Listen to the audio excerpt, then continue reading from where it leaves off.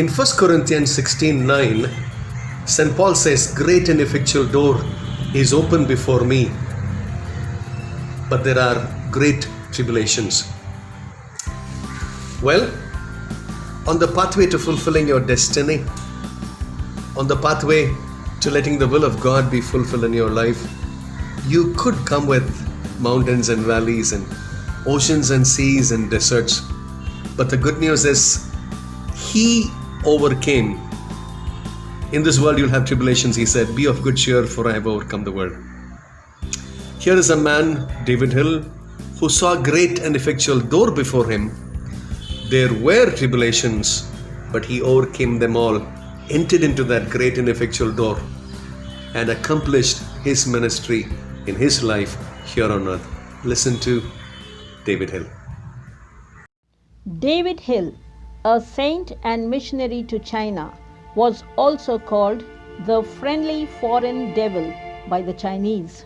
He was born in York, England on 18th December 1840. Most of his relatives were missionaries, so David also dreamt of becoming a missionary even from his childhood. In 1864, David, at 24 years, was ordained and appointed to the China Mission, where he spent the rest of his life. Being the son of wealthy parents, he spent his own wealth to support the mission, thus encouraged many young men to do so. At that time, China was hostile to the English people, saying they plundered their land and introduced opium cultivation. They were often visited with famines. Many became opium addicts. They became emaciated, fell on the roadside, wallowing in their vomit, yet begging for one last puff of opium before they could die. With famine, there were hungry dogs and wild wolves entering the mainland. They pounced on anyone walking on the road to kill and eat them. At such a time went this young David and William Scarborough. They traveled into China through the Yangtze River. Their two goals were learning Chinese and reaching the forbidden land Wushan, the present Wuhan. A teacher called Lo Wei was strangely directed by an idol to wait in the place where the temple of fire was in Wuhan, so that he would get to know the way to heaven. This Lo Wei was their tutor. In 1868, there were floods and malaria was rife, and David Hill became very sick. He was taken to Japan for treatment. He slowly recovered, and he was offered a very good government job in Japan. But the faithful missionary heart was on the pest-ridden Hangzhou and Wuhan. So he returned and rented a house opposite the Temple of Fire. He was very disappointed at his slow progress, so he even dressed like the natives. Then the people, out of curiosity, came to him. His smile and kindness attracted many. He started giving them tracts with gospel and also food for the poor. Then came the Tianjin massacre, which was as horrible as hell.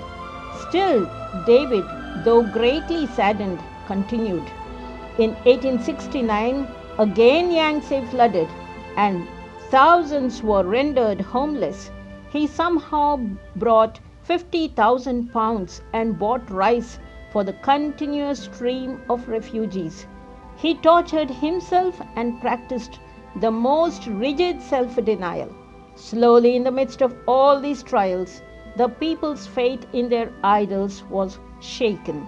Then he announced a prize money of 7 pounds and 10 shillings for the best essay on a given topic, the knowledge of heavenly way.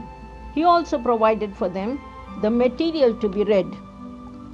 This attracted a Confucian scholar, Mr. Xi Shenko. His essay was the best, but Xi was very afraid that he would be mesmerized by the foreign devil. So he approached the mission house very carefully. His own natives, helping the missionary, put his fears to rest. That's how Xi was taught the word of God. He himself was an opium addict, but God delivered him. David thought, if after all his labors she was the only convert, all his labors were well rewarded. But more people turned to the Lord. So much so, he built a girls' school, a boys' school, a hospital, a trade school for the blind, also a church.